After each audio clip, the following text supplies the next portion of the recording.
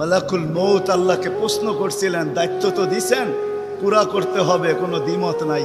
কিন্তু মনে ভাবে মানুষ সারাদিন আমার নামের চর্চা করবে, খালি বলবে এই লোকটার কোনো কাজ নাই, শুধু সারাদিন গাজীপুরে ঘুরতে থাকে, যাকে মনে চায় তাকে উঠায় নিতে থাকে, সারাদিন আমার আলোচনা করবে, মানুষের মুখে মুখে থাকবে। তো আল্লাহ প্রতি উত্তরে বলছিলেন, সাআজআলু লিল মাউতি সাবাবা, আমরা মৃত্যুর কারণ বানায় দিব। ইয়াযকুরু সাবাব ওয়া ইয়ানসাক, মানুষ কারণ নিয়ে আলোচনা করবে, তোমার নাম ভুলেও নিবে না।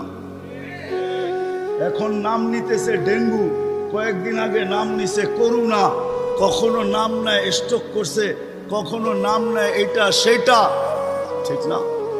হ্যাঁ, আরেকটা কারণও আছে। শুধু নবীজির দিকে তাকায় এই উম্মতের জন্য আল্লাহ এটা করছেন, এই উম্মতের জন্য। এই উম্মতকে আল্লাহ আখেরাতে শাস্তি দিতে চান না। হায় হায়, উম্মত যদি নবী চিনত। আয়সা পড়ছি অবেলা, তো হাতে সময়ও নাই, আর হইল ওয়াজ মাহফিল, অন্য কিছু হইলে হয়তো ওইদিকে চলে যেতাম। নবীজি শুনানের সময় আমার কাছে এখন নাই। যে উম্মত নবী চিনে না, নবীর কারণেই আমরা পাইছি। এই উম্মতকে শাস্তি আল্লাহ আখেরাতে ইনশাআল্লাহ দিবে না।